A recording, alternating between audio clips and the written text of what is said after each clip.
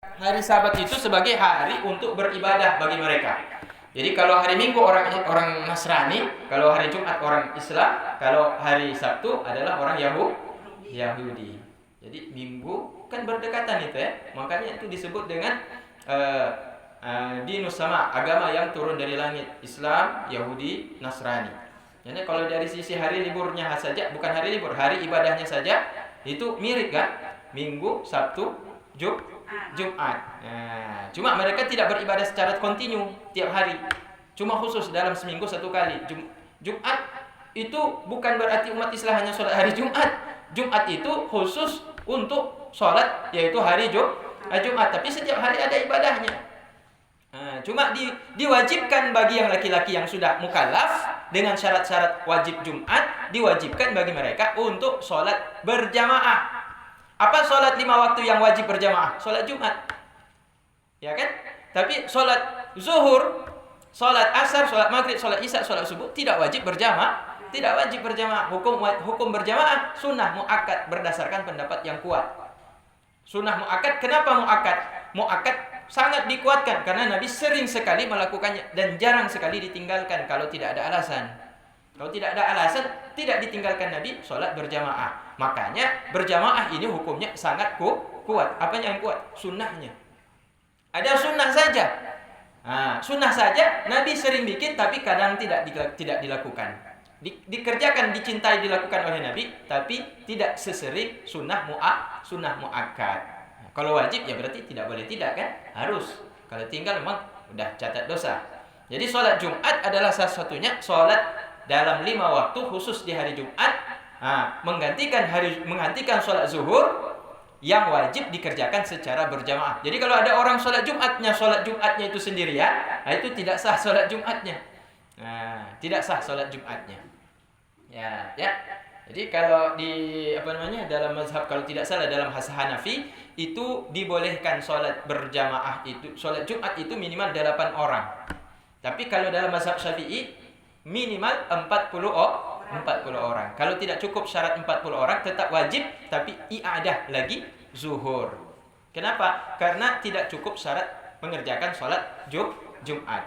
Tidak cukup syaratnya apa? Syaratnya harus mencukupi 40 orang mukallaf yang mustautin, yang menetap di dalam kampung tersebut. Jadi ini mukim, disebut mukim ini kan, itu berasal dari bahasa Arab. Mukim artinya orang yang menetap. Satu mukim ditetapkan dalam mazhab Syafi'i 40 orang. Baru sah satu kampung disebut satu kemukiman kalau berkumpul di dalamnya 40 orang laki-laki yang sah untuk sholat Jumat. Jadi istilah mukim itu bersumber dari istilah dalam mazhab, dalam fikih. Jadi mukim rawa. Dulu nenek moyang kita membuat ini satu kemukiman sesudah mereka melihat bahwa udah ada 40 laki-laki yang sah untuk mendirikan sholat Jumat. Itu nenek moyang kita menyebut di sini mukim rawa. Jadi dulu waktu dibuat mukim itu bukan cuma 20 orang, bukan cuma 30 laki-laki.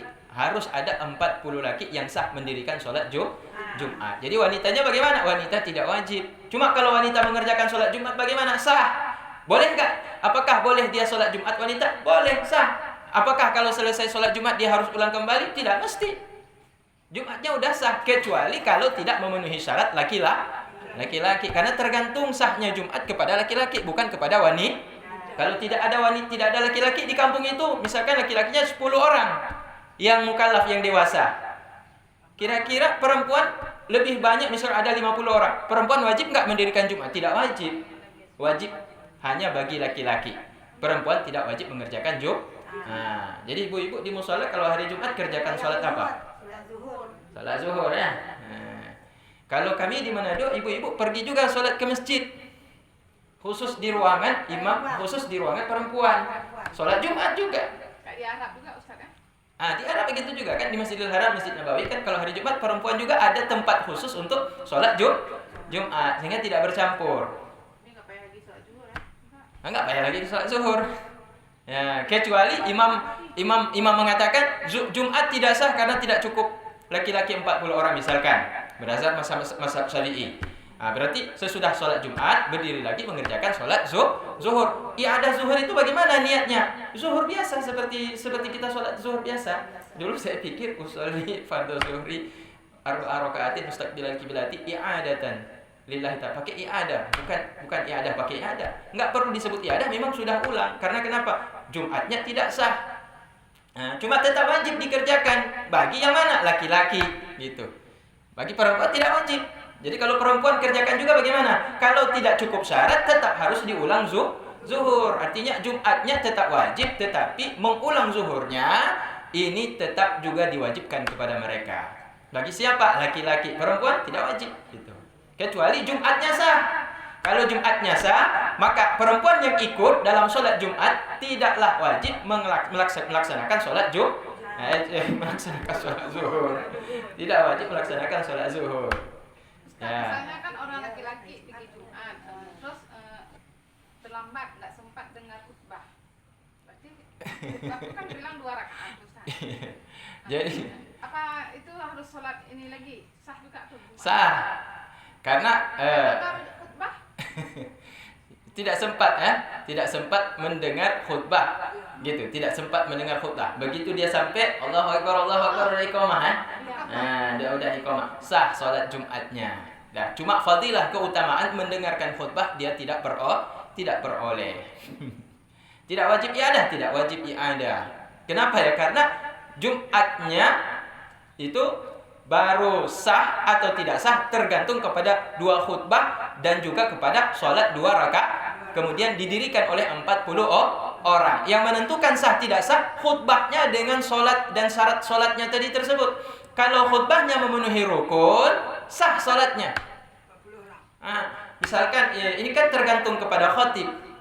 Kalau khatibnya tidak memenuhi syarat sah khutbah, rukun khutbah tidak dipenuhi. Ada baca alhamdulillah, hamdalah. Apa dia panjang atau pendek? Alhamdulillahirabbil alamin atau alhamdulillah saja. Kemudian dia masuk Allahumma sholli ala Muhammad atau Allahumma sholli ala sayyidina Muhammad atau dia panjangin Allahumma sholli ala sayyidina Muhammad wa ala alihi washabbihi ajmain. Ada 2, rukun 2. Dan yang ketiga dia baca wasiat.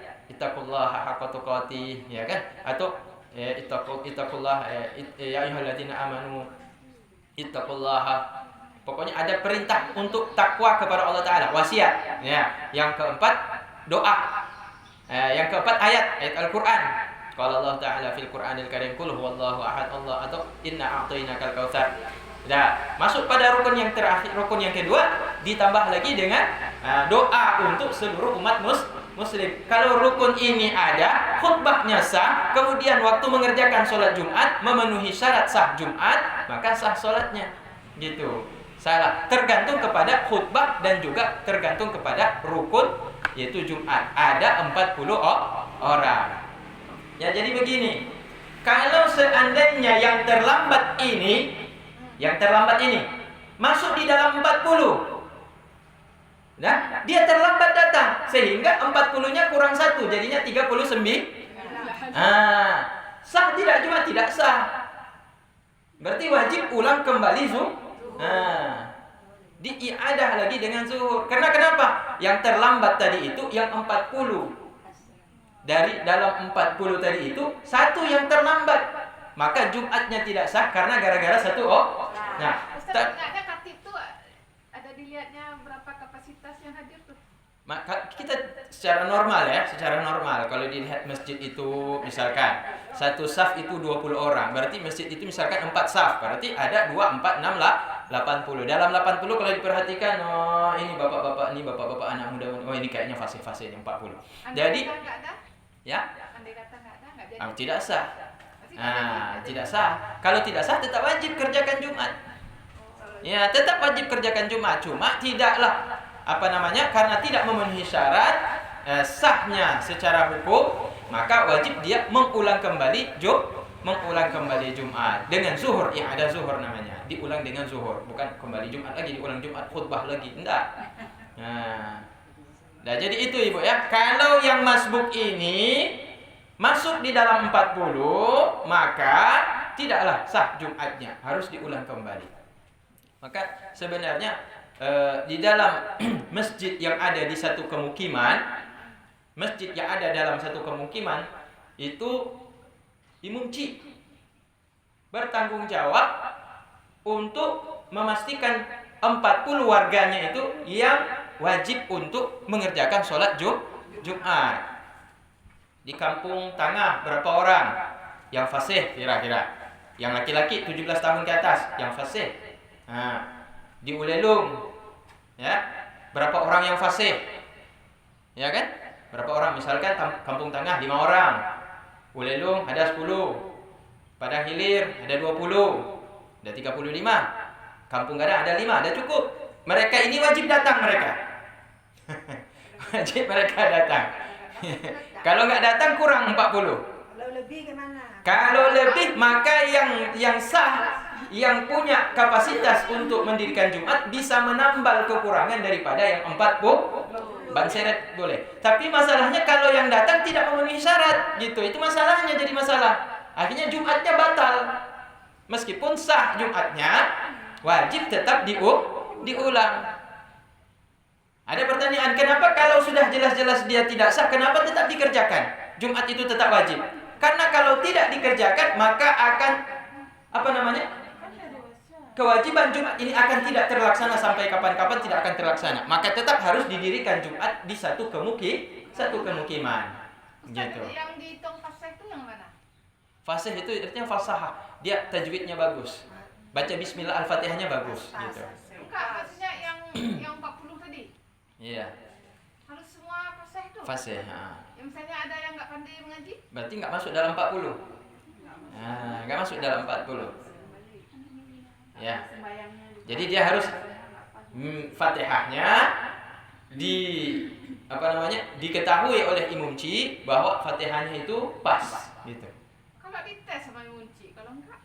Ya kan imum ci harus bergaul lah dengan masyarakat. Imum ci itulah harus bergaul dia. Dia harus tahu siapa-siapa tokoh masyarakat situ, anak muda situ, orang tua di situ yang bagus bacaannya.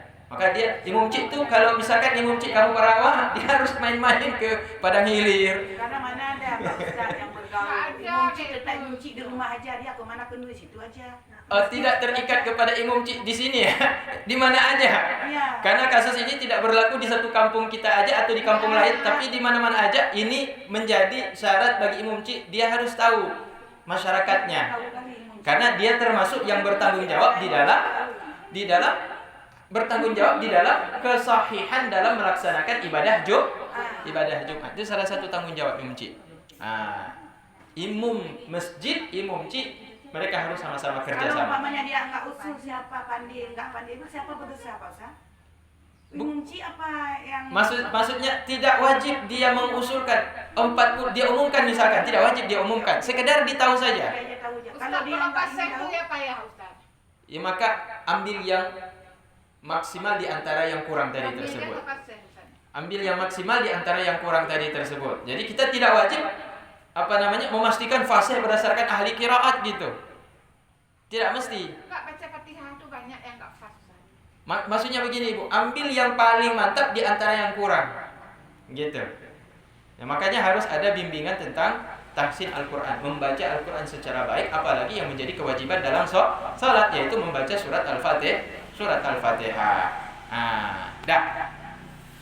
Ya kan? Wa qulna lahum la ta'du fi sabti, dan kami berkata untuk mereka, janganlah engkau berlebih-lebihan di hari Sabtu dengan berburu. Dan kami mengambil dari mereka yaitu perjanjian yang sangat berat. Ala dzalika, ke atas demikian janji, fanaqaduhu, kemudian mereka yaitu Bani Israel, mereka yaitu mengkhianati perjanjian mereka dengan Allah Ta'ala. Jadi ini luar biasanya orang Israel ini.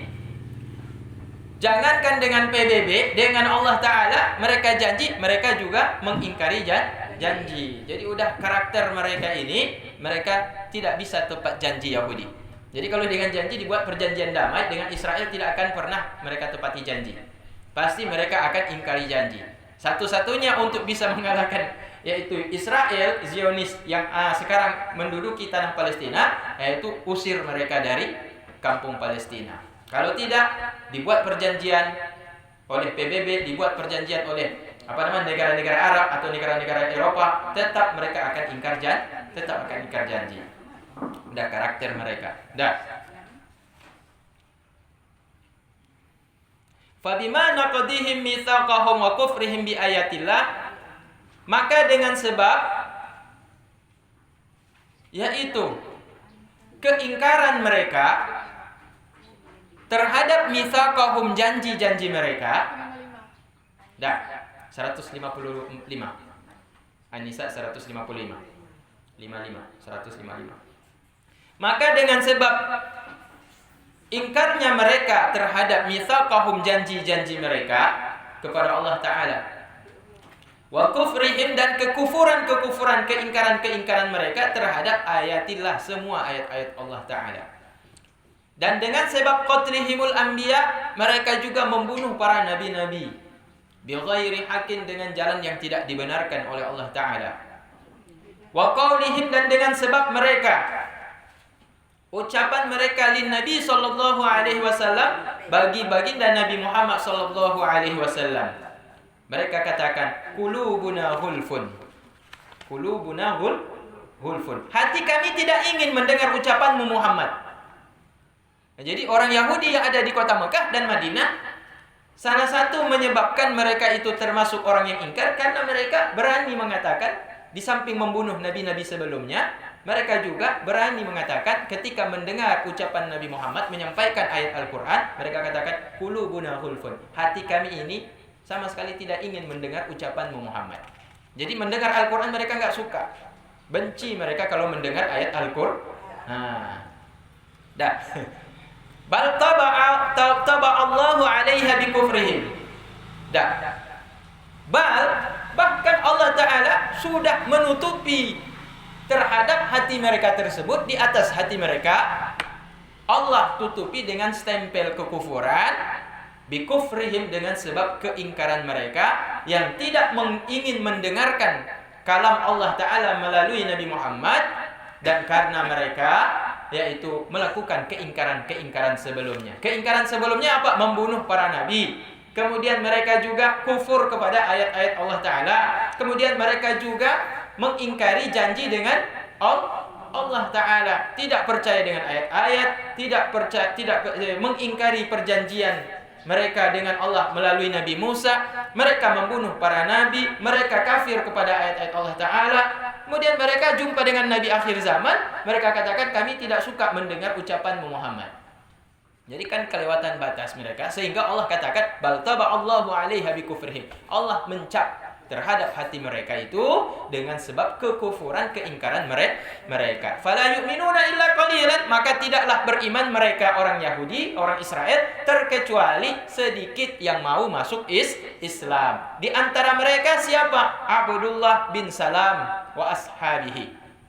Nah, di antara mereka adalah Abdullah bin Salam dan sahabat-sahabatnya. Dah. Wa bi kufrihim, dan dengan sebab kekufuran mereka yang kedua terhadap Nabi Isa alaihi salam. Jadi mereka terhadap Nabi Isa mereka tidak beriman, apalagi dengan Nabi Muhammad. Padahal Nabi Isa berasal daripada keturunan Bani Israel. Isa masuk di dalam keturunan Nabiullah Ishak alaihi salam, masuk turunan daripada Nabi Ishak alaihi salam, putra daripada Siti Sarah. Ya, putra daripada Nabi Ibrahim. Jadi keturunan Nabi Israel yang terakhir adalah Nabi Isa, dan mereka berusaha membunuh Nabi Isa alaihi salam. Dengan apa mereka ingin membunuh Nabi Isa? Karena mereka menyampaikan informasi kepada pasukan Romawi untuk mendeteksi di mana posisi Nabi Isa, mencari di mana posisi Nabi Isa. Jadi orang Yahudi yang memberi info itu kepada yaitu tentara Romawi, sehingga tentara Romawi kemudian begitu mendeteksi di mana lokasi Nabi Isa alaihissalam, mereka datang, kemudian mereka membawanya ke atas bukit Golgota. Di atas bukit Golgota disaliblah, kemudian dipaku dan meninggal di atas yaitu kayu salib. Ternyata yang disalib itu siapa? Ada penjelasannya di depan. Siapa yang disalib?